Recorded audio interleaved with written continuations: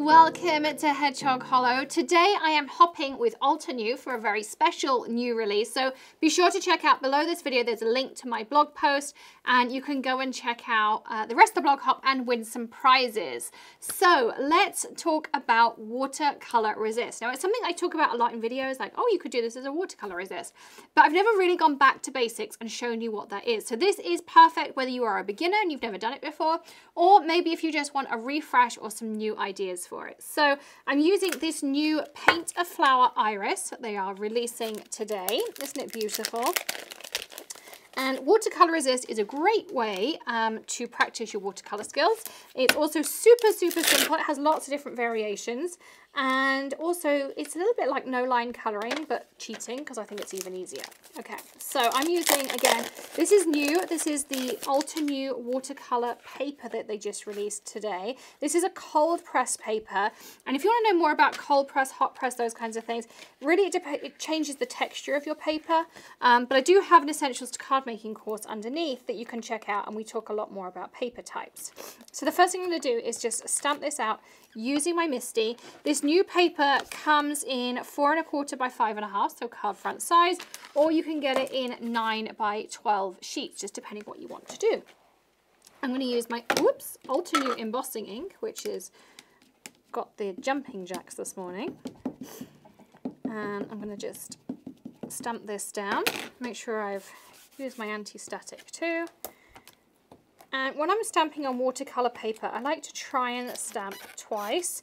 It's a little bit harder to see kind of, you know, where you have been and where you haven't been. So I'm going to do this twice.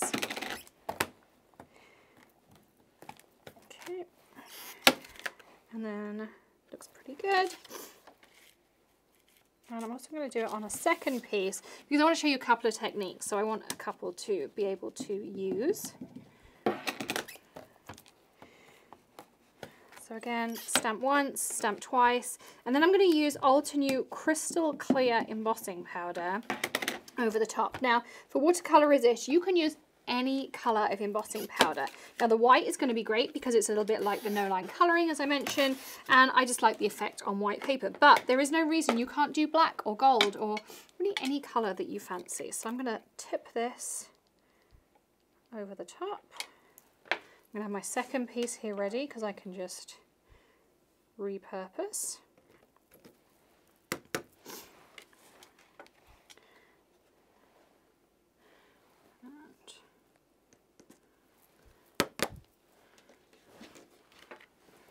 Tip this in. Now you can use coffee filters and things too, but I'm going for really simple here.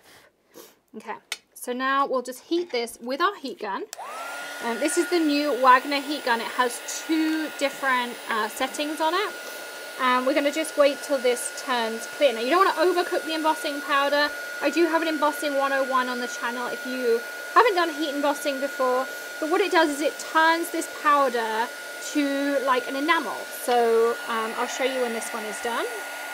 If you turn it to the side, you'll actually see it change color. It kind of goes from like a gritty powder to a glossy finish.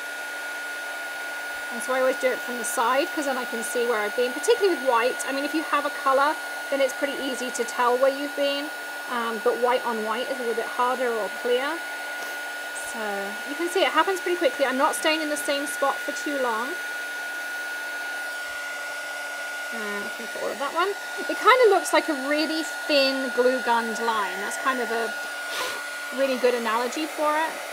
I think this one I might have smudged a little bit.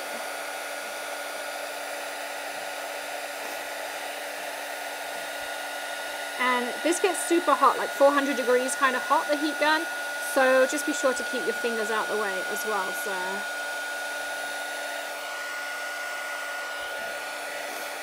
and I think we're pretty much there. Okay, so that's how easy it is to do the watercolor part. I'm going to be using the new Watercolor Essential set from Altenew. This is also a new release today. And this is slightly different to how the other watercolor sets are.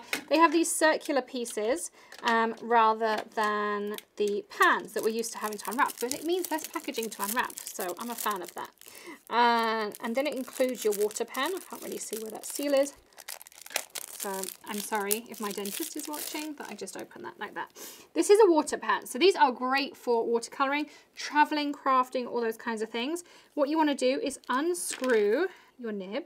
And my top tip for you is how to fill it. Grab yourself a light mist bottle or a distressed spray bottle and just start squirting into it. Because if you put this over the tap and try and dribble water in it, I can't tell you how many times I've been covered in water. So this is way easier. Look, there's no mess. It's super simple. And again, you could take one of these on the go and do the same thing. And we're going to screw this piece back on. Yeah. And now you have a nib here, and we just give this a little bit of a squeeze and you'll see water starts to come through. And then you can just add that onto your pan and suddenly you have paint. You have this whole palette area if you want to mix custom colors. Super, super simple. So the great thing about Watercolor Resist is I can just take my watercolor over the top like this. And you see how the embossing powder has resisted my watercolor. So I literally could just like wash color all the way over it and I wouldn't have to worry, it's going to resist it. Now there's a couple of other techniques you can do when you are watercoloring. So the first one is you can just paint, you know, as normal. I don't want my brush to be too wet. So we can go in here, you know, we can start adding color. And these are going to be water reactive paints, but what I don't have to worry about, I keep within the lines. The embossing powder is also going to kind of help you stay within the lines because it's raised. So you can see I can just go in and start adding color, and then I can layer up my lighter, my darker, and I can drag color across.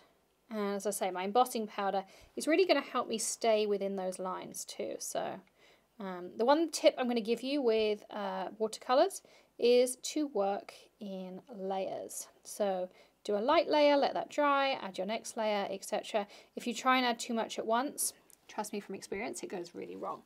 Okay, so that's one way to add color. Let that dry, then we go in, we add some darker shades, we could add a pop of yellow, those kinds of things. Now there is another way to use watercolors, which I really like. I have another water pen here. This is a clean one. So I'm just going to take some water, there's nothing else on my brush, and I'm going to add that water into the area I want to colour. And you can decide how much water you need. You'll kind of learn over time by feel. It's definitely one of those techniques you want to practice, but this is so easy. Take some of your colour and just drop it in. Look how easy that is. And you get those beautiful fades too. I'll lift this up in a second so you can see. But look at that. Isn't that gorgeous? So literally just water. I'll do another one over here with a little bit less colour in it so you can kind of just see what happens. So the watercolour is only going to go where there's already water. So it makes this technique so, so simple. And all of those ripples and different shades of colours are already done for me. So I can just literally, I'm just dabbing where I have water.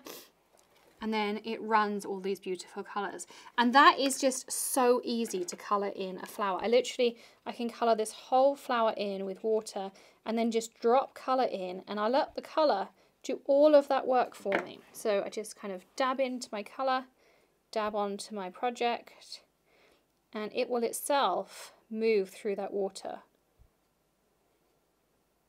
I mean, I am not a painter. I have really struggled with watercolors, so I've tried to develop techniques that work for me and make that adding color process easy. And of course the embossing powder is going to resist the watercolor, so it's just going to keep everything inside too. So that's how easy it can be. So if you've ever wondered about embossing resist, easy watercolor techniques, this is the perfect beginner's guide. As I mentioned, there's prizes to be won too. There are gift cards, there's a blog hop, there's tons of inspiration. So check out the links below. You can go and find out all the information and be part of that blog hop and possibly win some prizes. So thanks for joining me today. Join me tomorrow for another tip, trick, tutorial, or maybe something a little bit different. And before you leave, don't forget to hit subscribe, ring the bell, and give this video a thumbs up, and join our Hedgehog Hollow community. I can't wait to see you tomorrow. In the meantime, happy crafting. Bye.